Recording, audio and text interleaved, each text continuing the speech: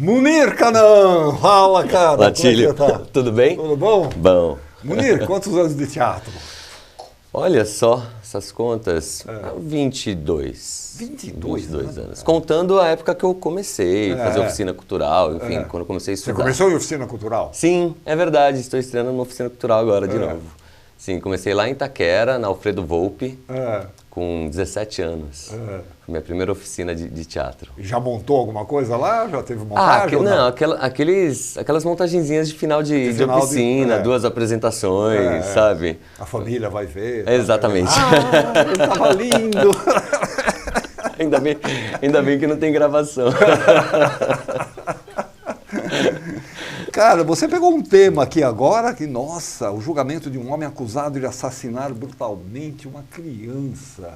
De onde é que surgiu essa ideia? Foi alguma notícia de jornal? O que foi?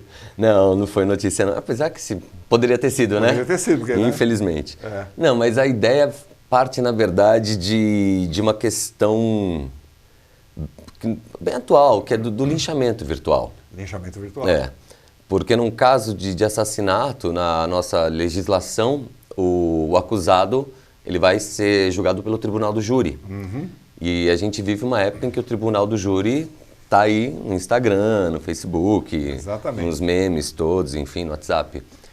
E aí isso levantou uma questão, né? Como é que você entrega a decisão sobre a inocência de uma pessoa para o júri, já convencido da culpa de uma pessoa por conta de uma histeria que se criou na internet.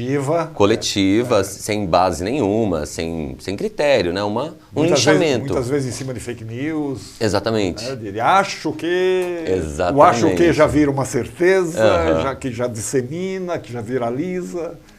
Exatamente. Uma vontade de opinar sobre aquilo, né? De ter talvez uma certeza. Então, esse tema partiu... Essa história partiu desse tema. Desejo de falar sobre isso. E isso tem muito a ver também com essa coisa muito humana, esse ódio que a gente traz lá no fundo e que a rede social propicia que você extravase aquilo. Exatamente. Né? Matar esse cara, tem que não sei o quê, né? É uma coisa que está lá dentro, escondidinha tal, e de repente brota. Sim, sim, não é de hoje. A rede social, acho que ela deu vazão, né, para isso, deu visibilidade para isso. É uma ferramenta que acabou... Você pega uma lista de comentários de blog ou de Instagram mesmo e dá uma olhada nos comentários, aquilo é um horror. O ódio que tem ali, né? Muito rancor, né? Muito.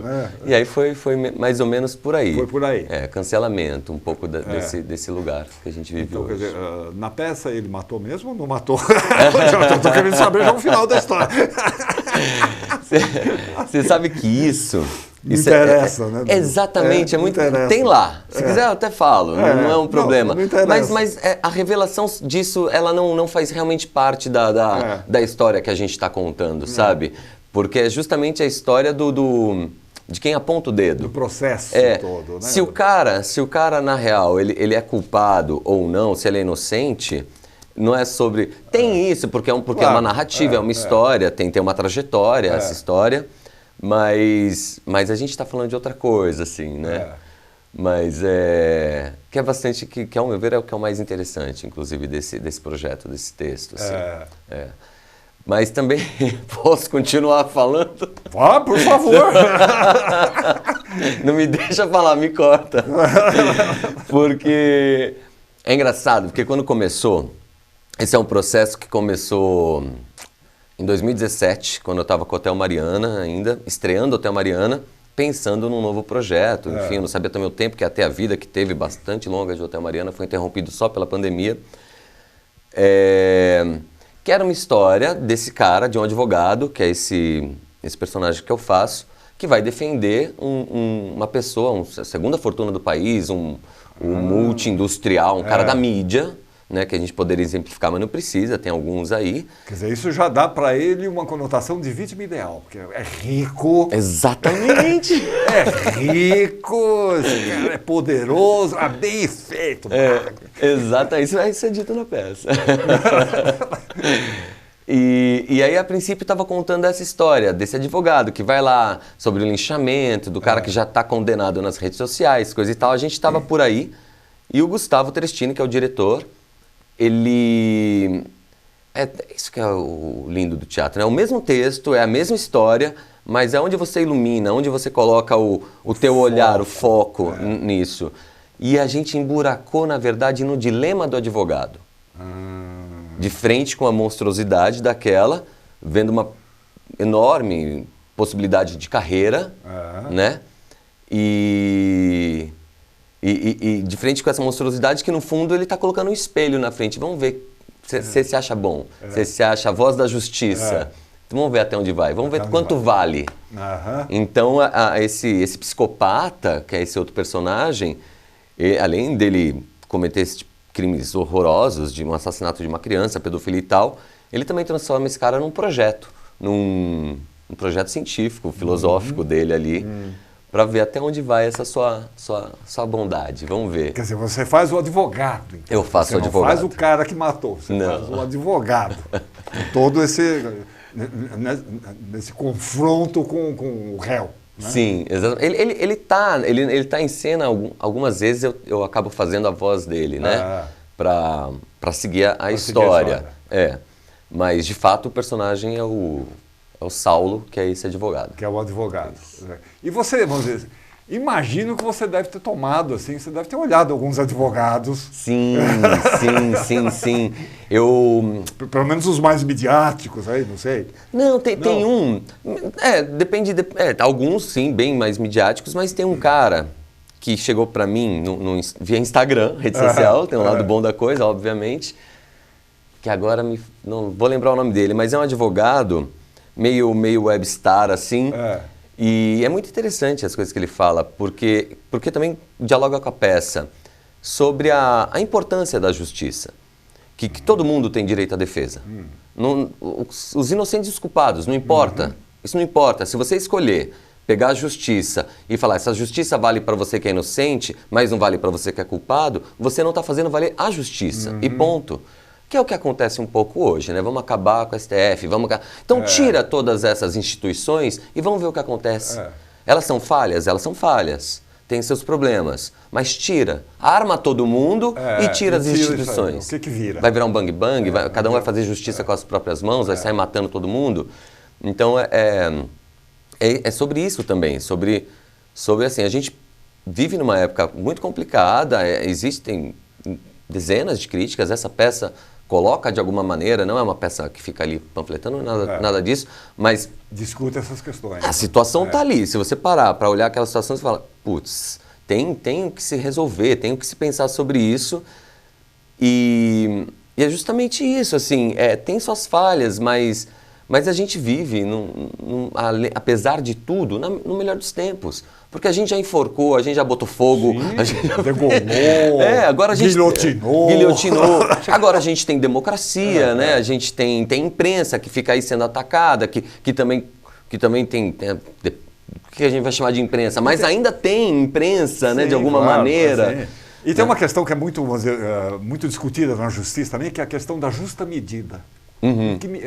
Qual é a pena adequada para um cara que comete tal delito?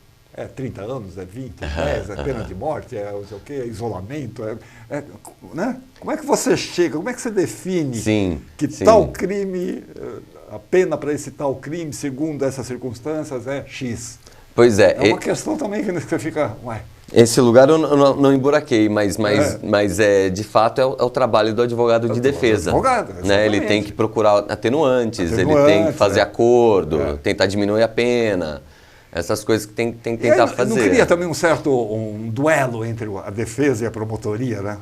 Não tem uma coisa meio de ego também? Sim. Eu preciso ganhar porque esse cara... sim, acredito tem que isso, sim. Né? Tem. Inclusive nesse personagem que eu faço.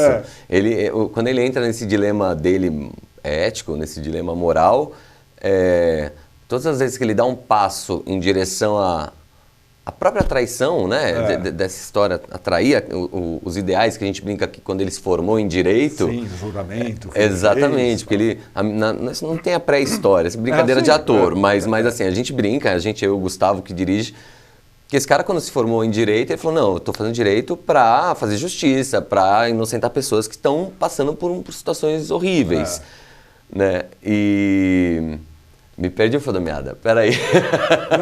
Essa questão do embate entre a acusação e defesa. Sim, cada vez que ele dá um passo nessa direção que trai, é através desse lugar do ego, do desejo, sei lá, que parte de algum lugar nosso humano, que trai você e depois fala, ai, caraca, não devia ter feito. E é legal que na peça vai... Sempre que acontece um passo desse a mais dele, vem alguma coisa externa, que também tem a mãe dele que liga pra ele, tem a mulher dele, a esposa dele. Essas interferências. Você vai defender esse cara? É defender um indefensável, né? Mas ele tem que fazer valer a justiça. Exatamente. Filho! Você tá com a cabeça. Mas é meu trabalho, né? E vai por... Mas é interessante que teve esse caso... horrível, nojento desse médico, né, que estuprava as mulheres no parto. Até então, pelo menos até semana passada, nenhum advogado quis defendê-lo. Quis defender? É mesmo? Nenhum. Nem assim, é incrível isso. Isso eu achei incrível. Porque daí também, não sei, é muito difícil, né? Existe a justiça, mas como é que você... Não, cara, não vou ser advogado para pegar um monstro, sei lá o que faz com esse cara. Se vira aí. Sei lá o que faz. Defenda-se. Agora, por que lavanda? Por que lavanda? Pois é, sabe que o nome dessa peça... Horror Lavanda. Foi uma polêmica o nome e a gente... Teve um momento de procurar um outro nome, que entrasse, e a gente foi se acostumando e gostando, mas, respondendo objetivamente, esse psicopata, ele não é essa figura grotesca que você vê, que mata criança, que arranca braço, que arranca cabeça, que faz... Ele é um cara bem vestido, ele tem cheiro de lavanda, né? Mas objetivamente é isso. Ele é cheiroso, sabe, ele não é um ogro. Um ogro. Não é um ogro, exatamente. Então esse lavanda se refere à figura dele. Vamos ver o seu advogado? Tem foto aí? Tem umas fotos do seu advogado, nós estamos falando do... A gente vai fazer foto nova ainda, hein? Porque não estreou, a peça não estreou. Vai estrear. Vai estrear. O Horror Lavanda, que vai estar na Oficina Cultural Oswaldo de Andrade, lá na 3 Rios 363. Nossa, você tá um advogado, hein? Meio perturbada essa foto, eu adoro essa foto. É boa mesmo. Né? Olha, olhar número 8 dele, né? Analisando, analítico, né? Opa, essa aí então? Essa pode-se dizer que é o interior dele, o interior né? dele, o estado que ele chega. É, o estado que ele chega. Um dilema dele, né? Puta, nossa senhora, perturbado, hein? Perturbado. Fotos de ensaio. Ele vive mesmo um dilema, né? Vive esse dilema, né? Vive, porque o que a gente acabou percebendo durante o processo dos ensaios é isso que é legal. Teatro, eu amo teatro. Você acha que você vai contar uma história de um cara que está sendo acusado e que, na verdade, quando esse advogado começa a defender esse cara, quem começa a ser acusado é ele. Porque como é que você vai ser um advogado desse monstro? Então, toda aquela defesa que ele começa a fazer daquele cara, na verdade, ele já começa a falar dele. Né? Eu estou fazendo o meu trabalho, eu estou fazendo isso. Vocês não têm certeza que ele é culpado, vocês estão linchando o cara sem saber. Né? Tem um caso real, que é citado na peça, que é da escola base, não sei se você lembra. Um clássico. Todo mundo foi em cima da escola base. Exatamente. Né? A escola fechou, os caras se arruinaram, né? Os donos da escola se arruinaram, perderam tudo. E no fim, eles eram inocentes, né? Exatamente, não quer fazer a peça. Não, esse caso é clássico mesmo, isso virou um exemplo. Pois e é um caso anterior às redes sociais. Anos, isso faz uns 15 anos ou por aí? 1994. 94? 94, anterior às redes sociais, né? Então a imprensa que hoje a gente faz muito desse papel, né, de publicar as coisas, eram jornais. E você tem, né, se você der um Google, você vê, porque esse caso eu fui também olhar, você vê, assim, estampado em jornal, chamada Kombi era motel na escolinha do sexo. Né? Aí as pessoas entraram na escola e quebraram. Tudo. Ela toda, Né? exatamente. Picharam as casas. Nelson Rodrigues, você lembra? Beijo no asfalto? Sim, pois é. Ele lincha o cara. Pois é, exatamente. Ele mata o cara, a imprensa mata o cara. Pois é. É uma coisa impressionante. Rapaz, que tema bom, hein? Isso aí rende uma conversa assim de muita cerveja. Vamos marcar, vamos tomar uma cerveja. Então é o Hotel Lavanda. Oh, mas eu fiquei com o Hotel Mariana e o Horror Lavanda. Tudo bem, eu adoro Horror também. Lavanda, Horror Lavanda. Idealização e direção de produção do Munir Canaã. No elenco Munir Canaã. Dramaturgia do Rui Xavier, quer dizer, ele costurou essa... Sim. Ele fez uma costura dramatúrgica. O Rui chama generosamente de dramaturgia comentada. Dramaturgia comentada. Mas tudo que está escrito é dele. Mas ele fala isso porque eu cheguei com um tema para ele, eu cheguei com as provocações, e ele foi escrevendo, me devolvia, a gente discutia e ele seguia. Mas é dele, totalmente dele. A direção do Gustavo Trestini, arquitetura cênica do Eric Lenati. Vocês vão fazer na Oficina Cultural Oswald de Andrade até o dia 8 de outubro. Exato. É isso. Exato. Depois, na semana seguinte, já entra no Andar. O espaço chama O Andar, na rua Dr. Gabriel dos Santos, número 30. Fica ao lado da estação Marechal Deodoro. Praticamente ao lado, né? Sim. Quase que encostado Sim. ali, né? Aí fica lá até o dia 6 de novembro. Legal. Na Oficina Cultural vai estar de quarta a sexta, às 8 da noite, aos sábados, às 6 da tarde. E lá no Andar, aos sábados, às 8 e domingo, às 6. Quando chegar a temporada do Andar, a gente dá uma lembrada aqui pro legal. pessoal. Tá bom? Tá bom. Munir, maravilha, cara. Sucesso pra você Obrigado, lá. Atílio. Obrigado, cara. Fiquei incomodado com esse tema. Vamos lá, todos vocês. Bora lá assistir. Maravilha. Tá bom? Boa sorte lá. Valeu, obrigado.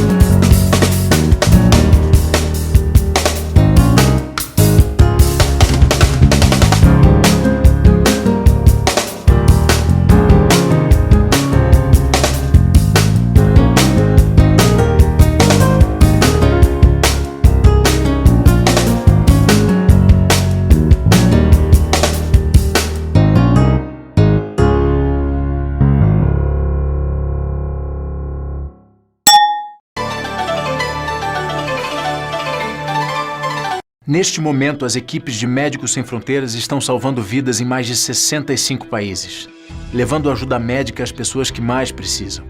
Só em 2011, Médicos Sem Fronteiras tratou de mais de 400 mil crianças com desnutrição. Em Bangladesh, eu pude conhecer uma criança chamada Tumpa, de 7 anos, pesando 9 quilos. 9 quilos é o peso de uma criança de 1 ano. Rapidamente, nós iniciamos o tratamento. Em 2 meses, ela estava pesando 12 quilos. Acesse agora msf.org.br. Com R$30 mensais, nós conseguimos dar água potável para 40 refugiados de zonas de conflito ou tratar de 2 crianças com desnutrição por mês.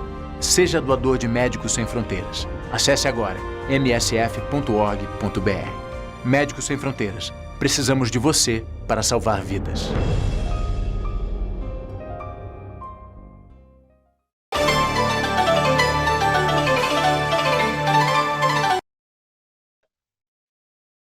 Recording in progress. Aqui. Yes. Okay. Beth Goulart, que grande prazer falar com você, menina. Oh, Atílio, o prazer é todo meu. É sempre um prazer conversar com você. São conversas ótimas. Você está no Rio de Janeiro, estou em São Paulo, e graças ao milagre da tecnologia, a gente pode conversar.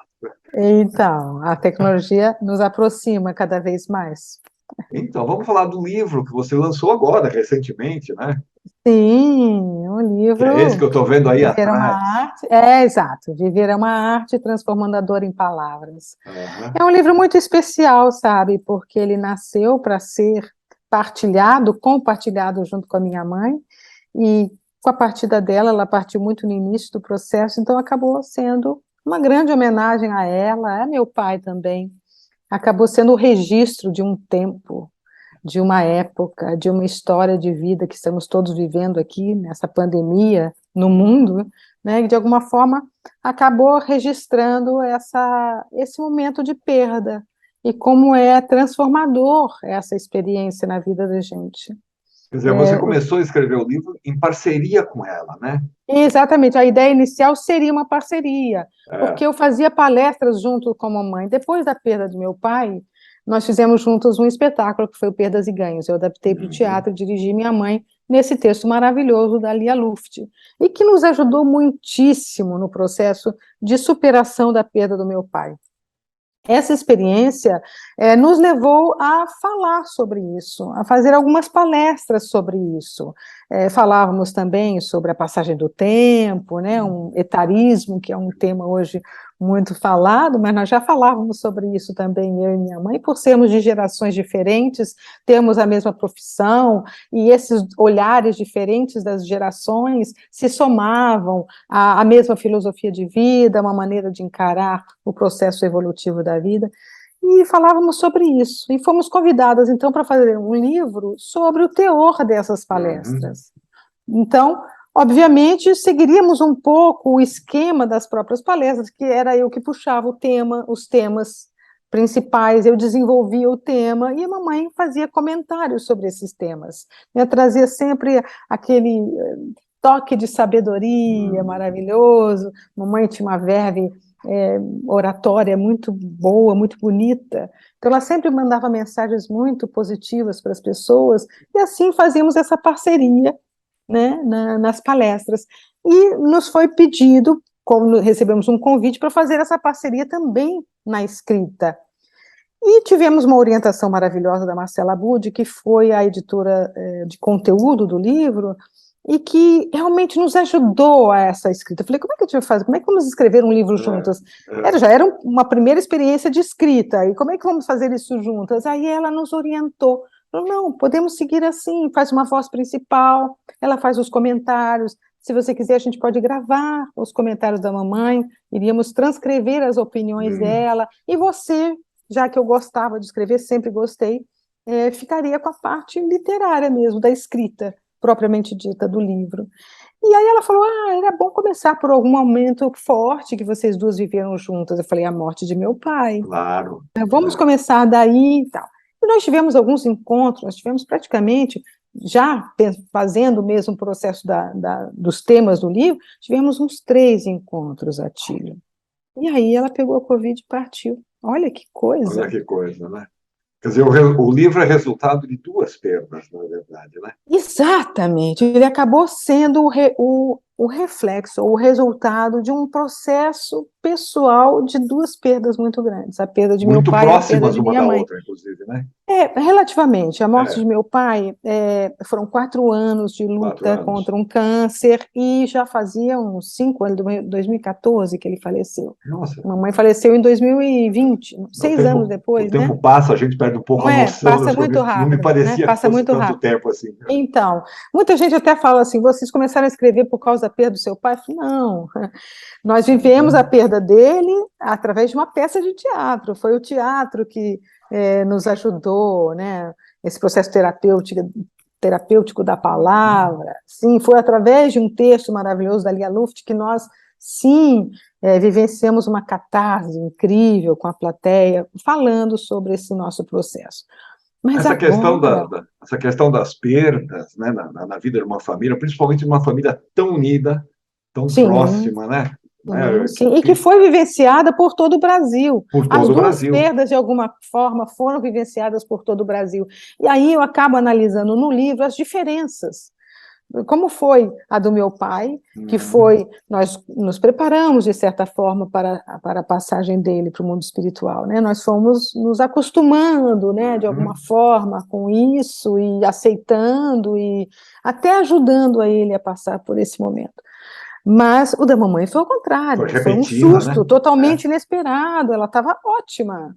Então, ela foi tirada de nós, né, num processo de pandemia, e isso que aconteceu conosco, aconteceu com milhares de famílias, Muita gente, não só no exatamente. Brasil, como no mundo. Então, de alguma forma, tudo aquilo que estávamos vivendo também dizia respeito a muitas famílias, a muitas pessoas que estavam passando por aquilo, junto conosco. Mesmo no processo da doença da mamãe, os 21 dias em que ela ficou lá, que eu propus uma corrente de oração, nós orávamos não só para ela, mas para todos os doentes, para todas as famílias, porque era um momento em que estávamos vivendo uma dor coletiva, né, Tia? Um momento muito forte, coletivo.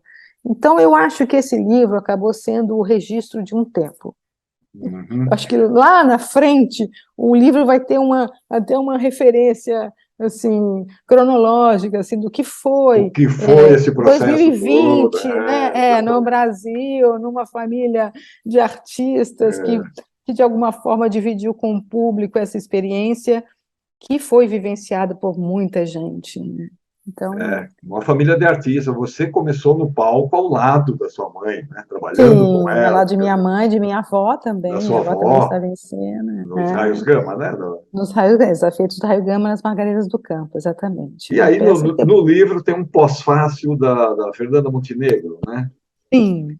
Que também começou no palco com a sua mãe. Ao lado de minha mãe, Ao lado de sua mãe. exatamente. E ela fala uma coisa linda, que é isso da nossa família teatral, né? O Amir Haddad que fala isso. Todos nós que fazemos teatro, fazemos parte de uma grande família. A família artística do Brasil, né? A família da arte do teatro. Todos nós temos um pouquinho essa irmandade, esse sentimento de fraternidade que nos une por esse amor. É um amor muito profundo e especial que temos pela arte da representação e pelo respeito ao público, ao palco. Isso é muito forte. Você traça uma trajetória, mais ou menos, da carreira dela? Veja bem, não, eu acabo comentando alguns momentos, sim, da nossa vida, porque não tem como você fugir da própria história. Na verdade, o livro acaba contando um pouco da nossa história, mas ele não é uma biografia. Ele não tem essa característica, porque eu não sigo um tempo cronológico, eu não conto a vida de todos, eu não conto a vida da minha mãe, a vida do meu pai, eu falo um pouco, eu parto de mim, na verdade. Não chega a ser uma autobiografia também, mas seria, assim, digamos, memórias biográficas, momentos de vida, reflexões sobre momentos de vida. Então, reflexões sobre o meu início de carreira, que foi ao lado deles, como é que foi começar dentro de uma família artística, momentos de processo de criação. Eu falo muito dos cursos que eu fiz, de algumas pessoas que foram importantes no meu processo. ele é muito pessoal, sabe, o livro.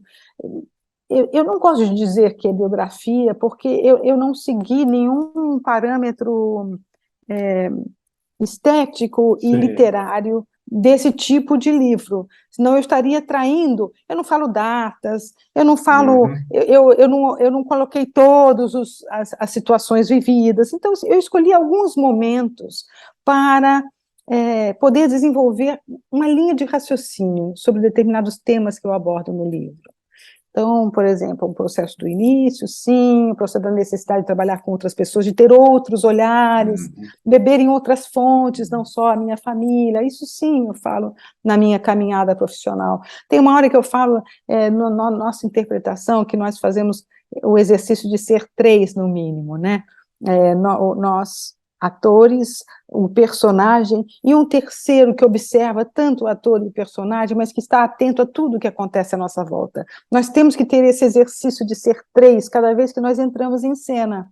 E isso também pode ser entendido como um desdobramento, corpo, mente e espírito. Isso pode ter várias leituras. No livro eu coloco um pouquinho a minha visão da vida, meu conceito de existência. Então ele tem um quê filosófico também, mas de uma maneira muito leve, muito suave. Me falaram uma vez uma coisa que eu achei muito legal.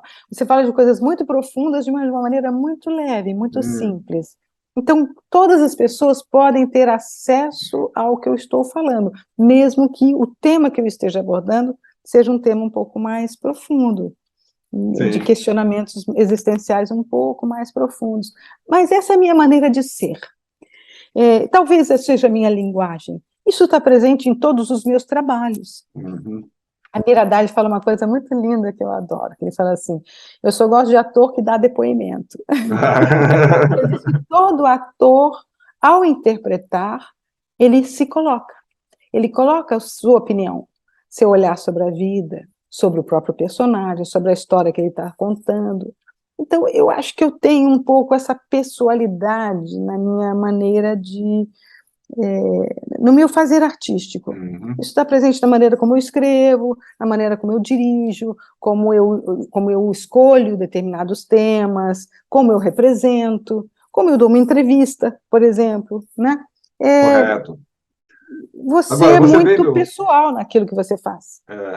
Agora, você faz parte de uma família que é muito admirada, muito querida, Uma honra. e de artistas, vamos dizer, que as pessoas ouviam. A gente ouvia o que a Anissete falava, a gente ouvia o que o Paulo Goulart falava, né? E isso é muito importante, quer dizer, isso é um registro, quer dizer, da importância que eles tiveram, não só como artistas, mas como pessoas, como seres humanos, né? Na passagem deles pela Terra, né? É um registro muito forte. Eu acho sim que eles ficaram marcados nas pessoas, não só pelos maravilhosos e grandes atores que foram, mas pelos seres humanos maravilhosos que foram. Foram 2 espíritos que vieram com uma missão iluminada de ser símbolo do amor, né?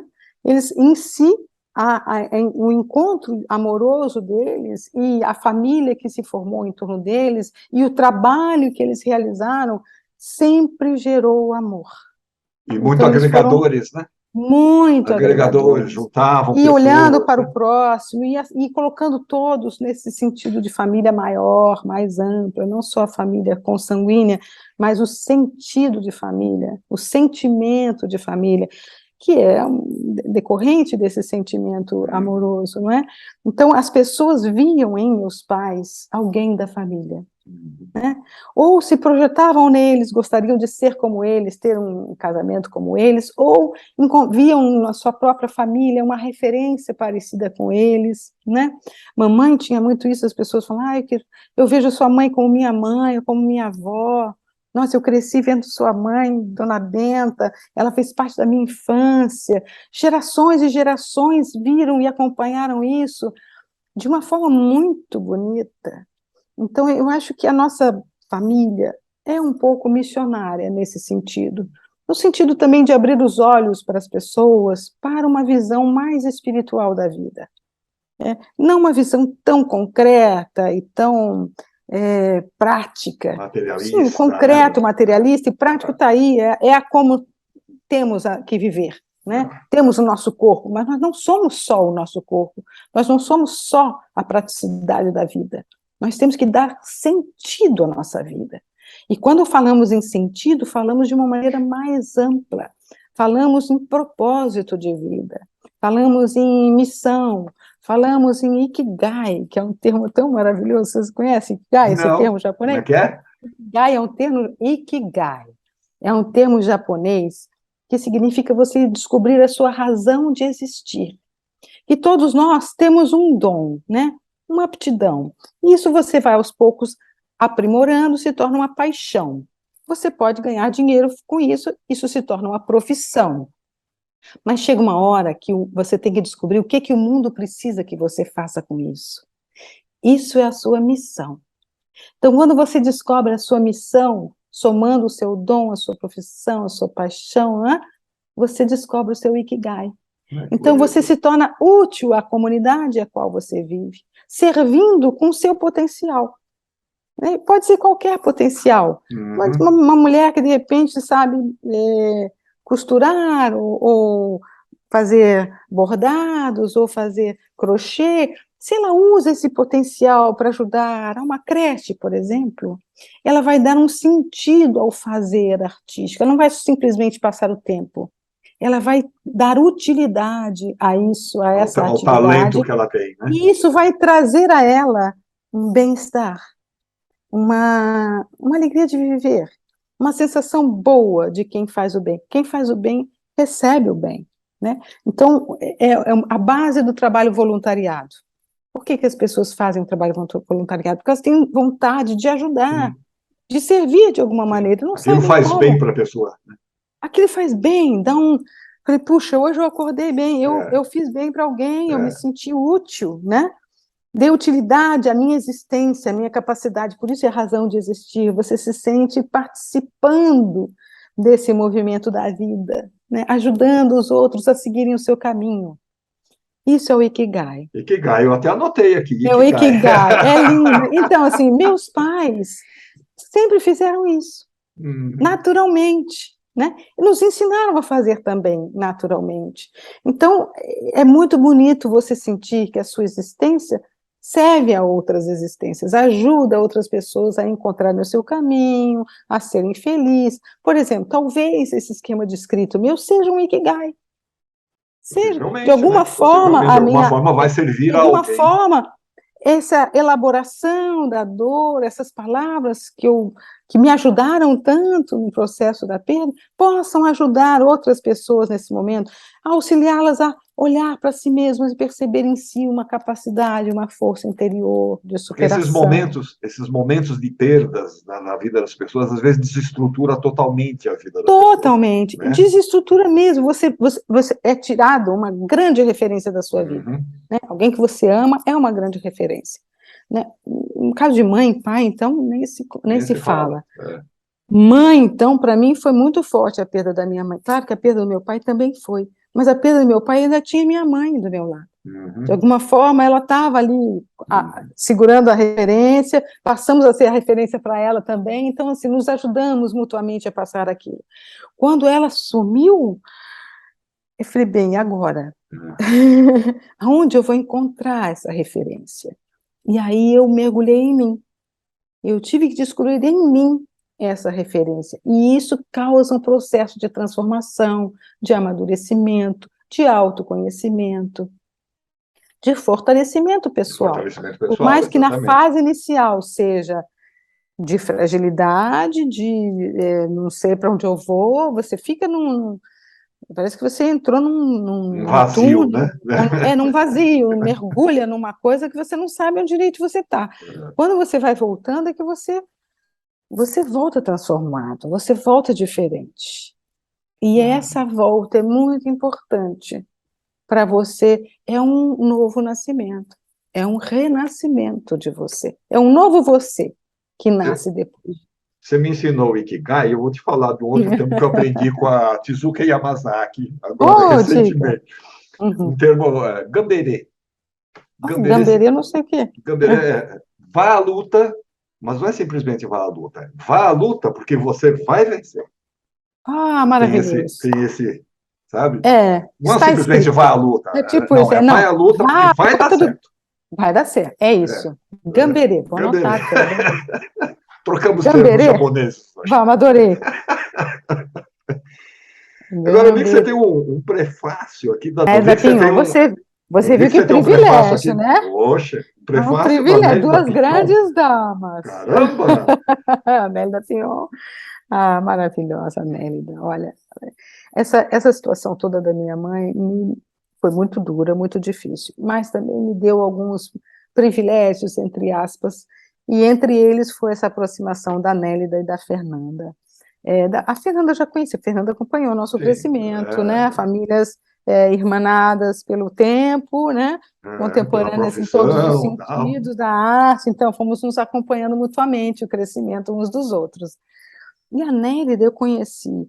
Primeiro que teve uma situação muito interessante. Eu fiz um trabalho na TV Cultura que era um especial que era assim, o autor por ele mesmo. Então tinha o depoimento do autor sobre si e tinha uma parte que a gente ficcionada, que era uma história da vida dele, mas feito por atores. E eu fiz a Nélida. Olha! Então, quando eu a conheci pessoalmente, ela falou assim: você me fez. Assim, eu falei, nossa, que privilégio, né? Conhecer pessoalmente. E ela era muito amiga de Clarice Lispector. Então, isso criou uma empatia direta entre nós, assim, muito forte e muito amorosa, né? Muito especial. E aí, com isso, nos aproximamos, tal.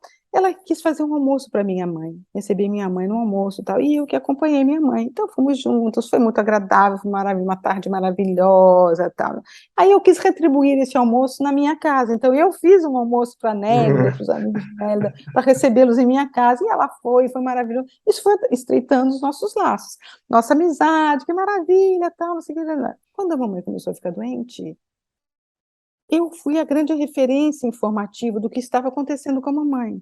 Então, todos os amigos me procuravam, as pessoas que me conheciam me procuravam, os desconhecidos também me procuravam, por isso eu acabei indo para as redes sociais para dar informação do que estava acontecendo com ela, e aí todo o movimento se iniciou. Mas as pessoas mais íntimas falavam comigo, que era o caso da Nélida e da Fernanda. Então, a Fernanda foi acompanhando tudo que estava acontecendo. Todo dia ela me ligava, querendo saber o que estava acontecendo. Eu transmitia para ela as mensagens do que estava acontecendo, as melhoras, as piores, porque foi um processo assim, né? Altos e baixos. Foram 21 dias muito intensos, de esperanças e desesperanças, né? Uma montanha-russa de sentimentos. Cada dia é um dia, né? Cada dia era um dia. Ela melhorava um dia, mas no outro dia piorava de novo. Então, a gente ia. Isso nos aproximou e nos uniu muito nesse processo todo. Até a perda, pós-perda, a missa da mamãe. Então, tudo isso foi nos ligando muito a esse conhecimento, a esse sentimento. Como o livro retratava isso, eu tive a ousadia de pedir a Nélida, você faria? Assim, eu sei que, nossa, é uma ousadia da minha parte me pedir isso, mas sinta-se totalmente livre, né? O não eu já tenho. Se você quiser, ela falou, eu faço. Nossa, quando ela falou, eu faço, eu já estava esperando que ela não ia dizer, não, eu estou com problema de vista. Ela estava mesmo com problema de vista. Eu disse, não, eu só quero que você faça o seguinte, minha filha, como eu não estou podendo ler muito, eu quero que você grave para mim alguns trechos do livro, para eu sentir a sua escrita, para eu entender o que você está fazendo para poder escrever. Então, foi muito lindo. Aí eu gravei para ela, mandei para ela, e ela me fez esse texto maravilhoso. Nossa, da qual eu falo, meu Deus do céu, ela fez ali uma apresentação. Eu falei, Nélida, você virou minha madrinha literária, me recebeu de braços Que madrinha, abertos. hein? Não é? Olha que coisa. Que madrinha. Duas imortais, né? Tanto a Nélida quanto a Fernanda. E a Fernanda, como eu havia pedido para a Nélida, eu falei, puxa, a gente teve uma ligação tão bonita no processo todo, você ia ser tão bonito se ela... na verdade, para a Fernanda, eu pedi autorização se eu poderia colocar trechos de algumas conversas que nós tivemos muito bonitas que ela falava dessa amizade, do nosso carinho. E aí ela falou, não, eu vou fazer uma coisa especial. E aí, então, virou esse prólogo e esse epílogo de uma forma tão Maravilha. amorosa, especial, de duas grandes damas que eu admiro tanto. O Tão subtítulo do livro é muito legal, né? Transformando a dor em palavras.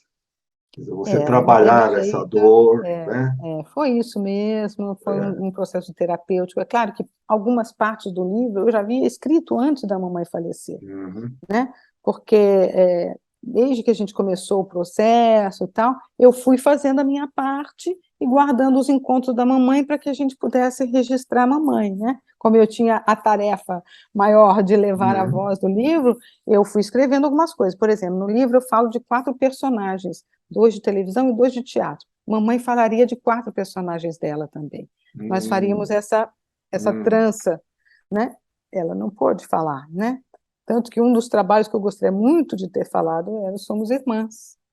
Mas eu deixei para ela falar, porque era dela, era o trabalho. Era aquela peça sobre a Eu vida tive o privilégio das Irmãs Batista, Irmãs que Batista. fizemos juntas, que fizemos juntas. Eu falo um pouco do processo, como foi o ano não, que deu tudo errado, depois deu tudo certo. Então, eu conto um pouquinho sobre o processo de como é que eu entrei no espetáculo. Eu fui convidada desde o início para participar do espetáculo, mas eu já estava compromissada com outro espetáculo, então eu não pude fazer. Esse outro espetáculo que não aconteceu. Eu falo sobre isso também, que às vezes a gente quer comandar as coisas e não comandamos nada. Quanto mais você luta para determinar as coisas, menos elas saem, mais elas saem das suas mãos, porque não depende da gente. Então eu contei um pouquinho esse ano não, que foram 3 projetos que chegaram a mim que eu não consegui realizar. E no ano seguinte, eu acabei realizando 2 desses projetos, e que foram maravilhosos. Eu acabei recebendo prêmio pelos 2 projetos. E Foi o ano sim. Somos Irmãos. Foi o ano sim. Exatamente. Tem que ter uma compensação, né? O livro já está distribuído, está nas livrarias, está nas livrarias Deus, virtuais, tá inclusive, também, né? Sim, Legal. sim. Viver é uma arte transformando a dor em A dor em palavras. palavras, O livro isso. de estreia. Viram outros? Isso te entusiasmou? Sim. Eu acho que é uma linguagem que, como eu falei, da relação Ikigai com a literatura, eu acho que tem a ver, sim. Eu acho que, na verdade, era uma vontade adormecida que foi despertada nesse livro, como se esse livro abrisse uma porta. Agora eu quero entrar nessa porta e ver aonde isso vai me levar. Espero que sempre servindo a esse bem maior, que é o que nos leva a realizar a nossa arte. No final das contas, somos instrumentos de um poder superior, e servimos a nossa arte também como instrumentos. Então, que esse instrumento da literatura possa ajudar muitas pessoas. Eu senti uma coisa muito linda com esse livro, que é diferente do meu trabalho como atriz. Como atriz, a gente conta outras histórias, e a gente tem uma relação direta com o público, mas uma relação coletiva com esse público. Com a literatura, não. É uma relação pessoal. Eu falo com você. Está no seu quarto, no seu momento íntimo, no silêncio, ouvindo o seu coração. Então, é uma linguagem muito direta e pessoal. E isso tem uma força muito grande. Gera uma intimidade, né? Gera uma intimidade. A mesma que eu senti com Clarice, quando eu li, aliás, eu recebi uma mensagem um dia falando isso. As pessoas falam muito comigo, sabe, no Instagram, o que é uma maravilha.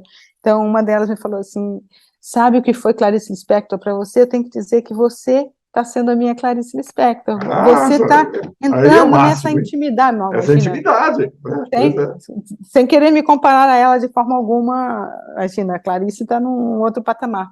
Mas esse lugar da intimidade, isso eu achei muito especial, sabe? É um privilégio você chegar nesse lugar para as pessoas, poder de alguma maneira fazer com que elas parem, pensem, olhem para si mesmas, reflitam sobre aquilo que estão lendo, encontrem na sua vida alguns pontos em comum com a história que está sendo contada. Então, isso é muito especial, e muito importante. E se esse chamado chegou até a minha vida, vou seguir o chamado. É o Ikigai. Atender a ele. É isso aí. O Zoom já está avisando aqui que vai nos derrubar em poucos instantes. Imagina uma conversa tão gostosa. Viver uma arte transformando a dor em palavras. Beth, muito obrigado por essa conversa realmente deliciosa. Eu que agradeço a você. Você já sabe disso, mas sempre é bom ressaltar que você está fazendo um trabalho muito legal, muito importante, que seguramente vai ajudar muitas pessoas, vai consolar muitas tristezas por aí e vai ajudar as pessoas a ultrapassar esse momento de perda, de dor, que muitas vezes desestabiliza, né, a pessoa. Que seja útil, né? Que possamos plantar algumas sementes do bem aí nos corações, nas mentes das pessoas. É isso, foi feito do coração e que toque ao coração de cada um. Eu recebi esse amor em forma de livro. Maravilha. Beth, Gambere! Amado, Gambere!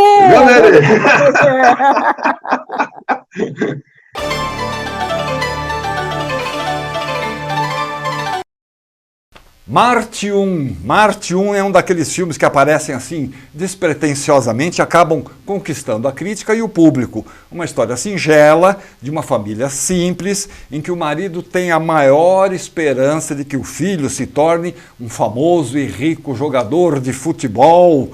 Mas o garoto, ele quer ser astrofísico. Como assim, astrofísico? Naquela família, naquela cidadezinha do interior? De que jeito?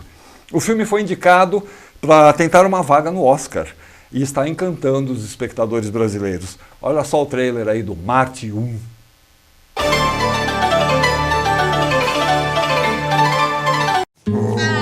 Aí, ó. Olha a carta que você deu, Nina. Muito agradeço. Dá um presente pra gente. Bora lá ver jogar, Nina? Sábado eu não posso, não. Vou fazer faxina na dona Bia. Ela pediu pro sexta e pediu pro sábado. Eu achei ótimo, né? É bom. 2 diárias é maravilhoso. Maravilhoso. Nina, você acha que o papai ia ficar bravo se eu não quisesse mais jogar futebol? Você não quer jogar bola, não? Não é que eu quero parar de jogar bola. Eu penso em fazer outras coisas também. Tipo o quê? Meu sonho é virar astrofísico e participar de uma missão Marte 1. Nós, seres humanos, vamos tentar colonizar Marte. E essas mensagens aí? É namorada?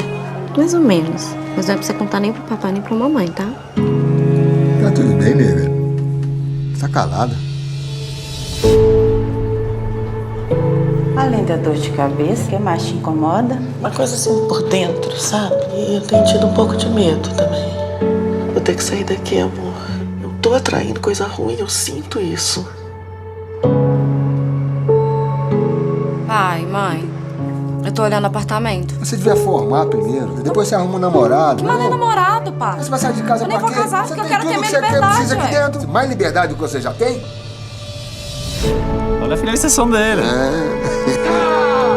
Que isso? Você é muito parecida comigo, mais do que você pensa. O que aconteceu, mãe?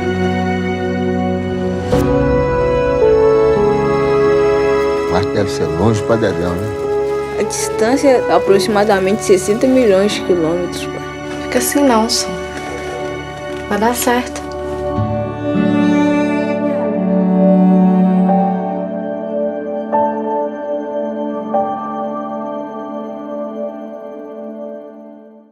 O programa está chegando ao fim. Que pena! Mas não sem antes avisar que o Ivan Lins vai se apresentar sábado no Tóquio Marine Hall, na Rua Bragança Paulista. Ivan surgiu nos famosos festivais da música estudantil nos anos 60, no Rio de Janeiro. Tem uma sólida carreira internacional. E a gente vai mostrar um clipe de um dos seus primeiros sucessos, em que ele canta acompanhada da Frankfurt Big Band, lá da Alemanha. Siga-nos pelas nossas redes sociais, acompanhe nosso canal no YouTube, onde estão todas as entrevistas que a gente fez aqui no programa, e sejam felizes do jeito que der. Até a semana que vem. Beijos a todos.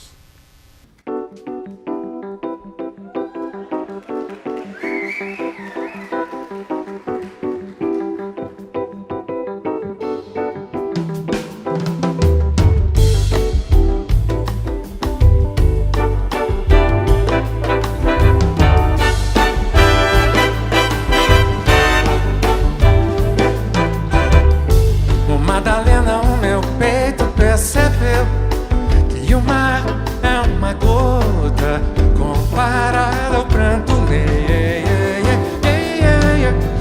certo. Quando o nosso amor desperta, logo o sol se desespera e se esconde lá na serra. Madalena, o que é meu não se divide, nem tampouco se admite quem do nosso amor duvide. Até a lua se arrisca num palpite que o nosso amor existe, forte ou fraco, alegre ou triste.